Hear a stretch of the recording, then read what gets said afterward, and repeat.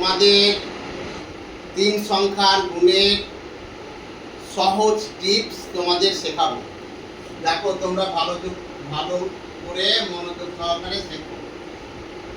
603 আর 507 3 সংখ্যার মিডিলে যদি শূন্য থাকে তাহলে এই গুণের কি নিয়ম দেখো।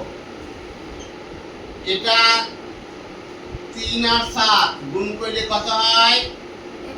21 বসিয়ে দাও। 5 6 গুণ করলে কত হয়?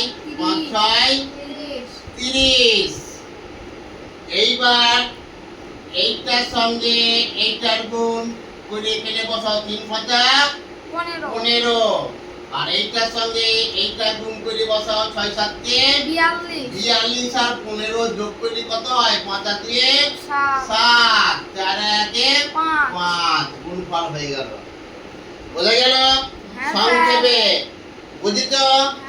আর একটা দেখো 302 আর 509 এটা কত হয়? ভালো করে দেখো। 9 দুগুণে 18 3 5 15 5 দুগুণে 10 3 9 27 27 আর 10 কত হয়? 27 আর 10 37। তাহলে নির্ণয় গুণফল 1500 15000 তাহলে 1,53,718। সংক্ষেপে গুণ সহজ নিয়মে 3 সংখ্যার মিডিলে যদি 0 থাকে তাহলে সহজ পদ্ধতিতে গুণ এইভাবে করতে হয়।